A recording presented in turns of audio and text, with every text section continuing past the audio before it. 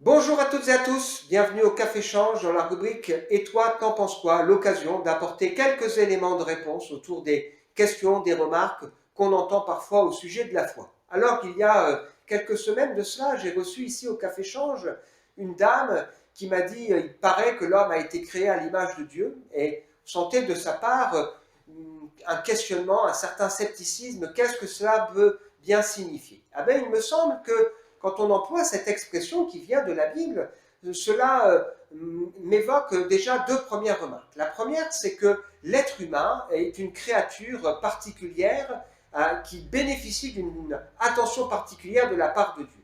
Cette expression, créée à l'image de Dieu, on la trouve dans le premier livre de la Bible, le livre de la Genèse, au chapitre 1er, et on voit que quand Dieu va créer le monde et puis qu'il va créer l'homme, il va effectivement faire l'homme à son image, c'est-à-dire qu'il va avoir avec l'être humain une attention et une relation particulière. Créé à l'image de Dieu, ça veut dire que quelque part, nous sommes censés refléter quelque chose de la nature de Dieu. Évidemment, on comprend bien qu'il ne s'agit pas ici d'un aspect physique.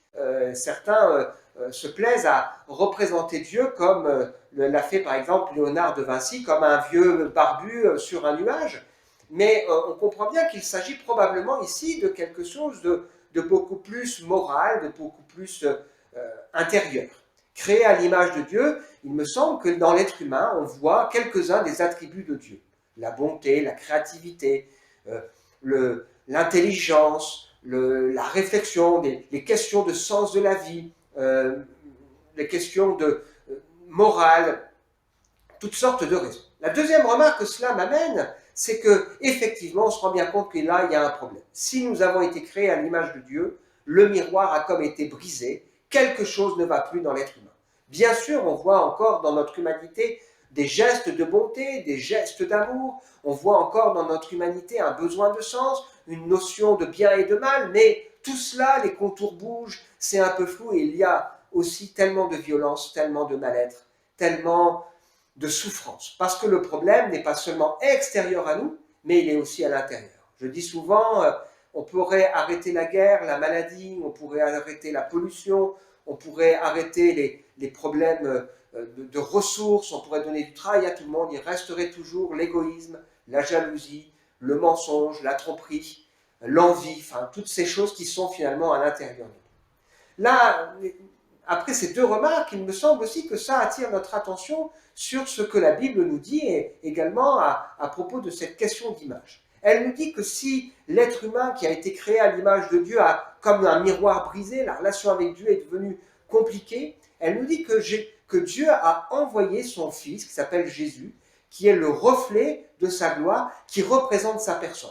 Et s'il y a bien un homme qui a pleinement été le reflet de Dieu, c'est Jésus qui est à la fois Dieu et homme. Il est venu pour nous révéler l'amour de Dieu, la sainteté de Dieu, les projets de Dieu, le salut possible en Dieu.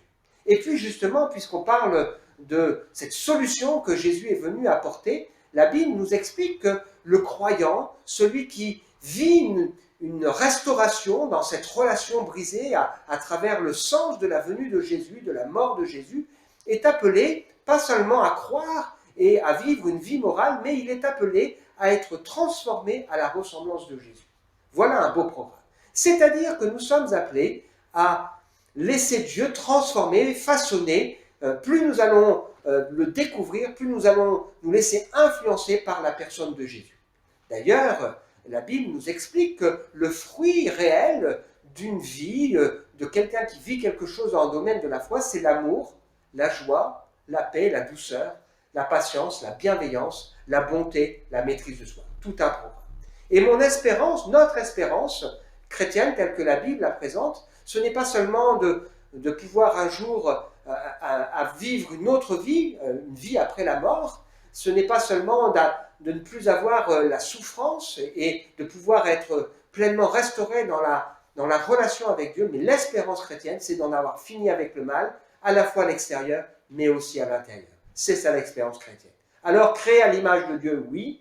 Image brisée, oui. Image qui peut être restaurée, oui. Et espérance qu'un jour nous serons vraiment semblables à lui. Oui, c'est possible. par la foi en Jésus-Christ. À très bientôt.